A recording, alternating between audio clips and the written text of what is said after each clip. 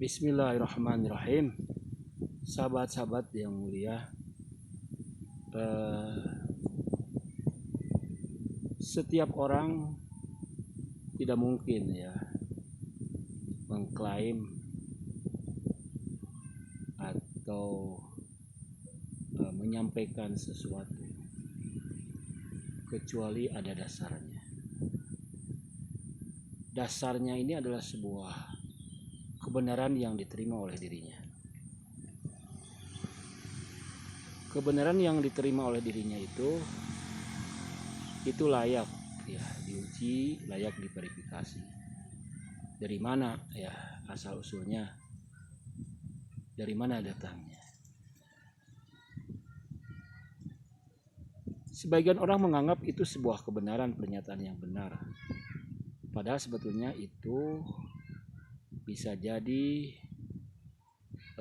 bukan kebenaran. Bisa jadi kebenaran yang tercampur dengan opini.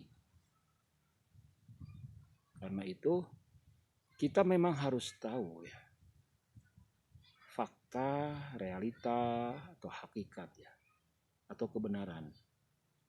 Itu sebetulnya satu makna bergantung kepada perspektif yang memandangnya. Fakta, data, hakikat, kebenaran, teori, kemudian yang dibahasakan dalam bahasa logika yaitu premis. Setiap orang punya premis masing-masing. Nah, logika mengajarkan kita untuk menggali premis kita ini. Premis ini dalam logika, dalam ilmu lain disebut mungkin teori, prinsip dasar. Dalam istilah ideologi disebut dengan basis-basis pemikiran dan sebagainya. Dalam istilah filsafat disebut fondasi atau mabadi. Nah, kemampuan kita mengidentifikasikan premis itu sangat penting.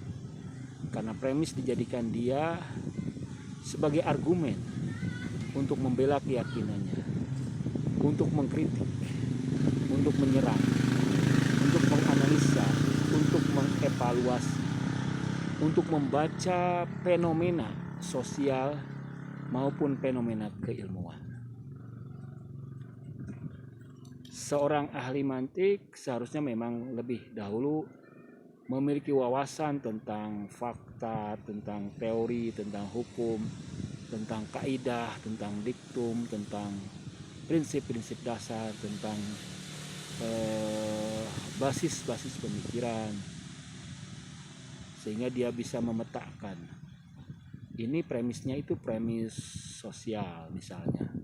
Oh, ini premisnya adalah kalam atau teologi atau akidah. Oh, ini premisnya misalnya eksperimen.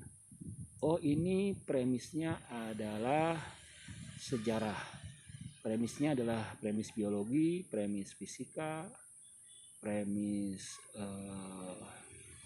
kimia, premis yang diambil dari agama misalnya. Nah, karena banyaknya premis itu kita harus mengkategorisasikan. Salah satu premis yang dijadikan modal atau amunisi oleh katakanlah para pengacara hitam atau orang-orang yang memang tidak punya niat untuk mencari kebenaran, hanya untuk memenangkan perdebatan, hanya untuk mengangkat nama baiknya, untuk tujuan-tujuan politik, untuk mengelabui atau untuk menguji. Kalau untuk menguji lebih baik. Itu premis-premis mughalatoh atau falasi.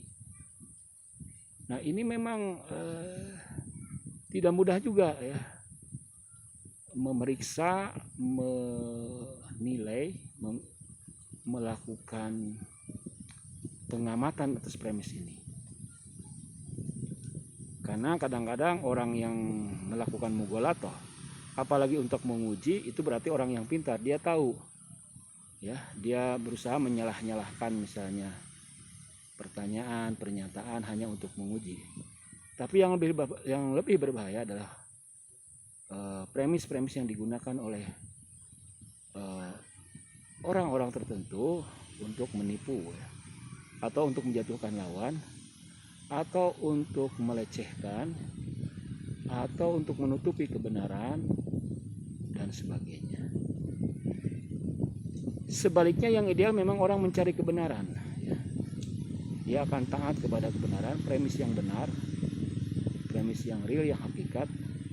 Itulah yang disebut dengan premis-premis burhan atau premis yang aksiomatik ya.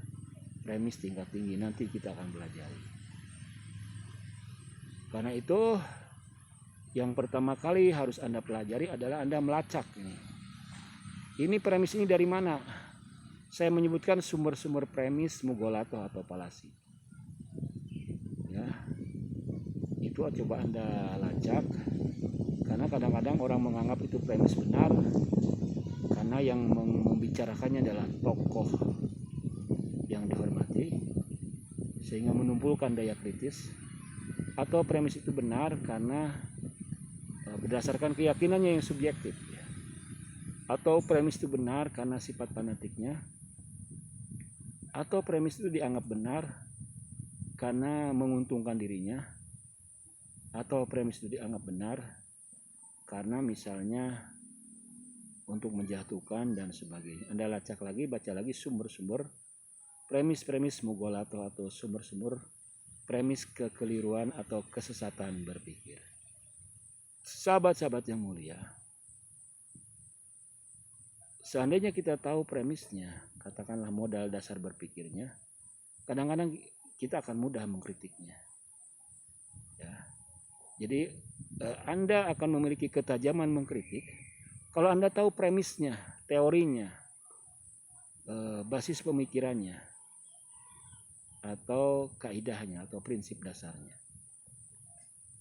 Jika kita hanya mengkritik kesimpulannya, kritikan kita masih lemah. Kalau kita bisa menyodorkan konklusi yang berbeda, itu pun masih lemah. Tapi kalau kita bisa mengkritik premisnya, maka kritikan kita bisa mengguncangkan pernyataan itu. Mudah-mudahan kita belajar bisa melacak premis itu, asal usulnya, genealoginya, sehingga kita bisa menilai tingkat atau kualitas kesimpulannya dia. Wassalamualaikum warahmatullahi wabarakatuh.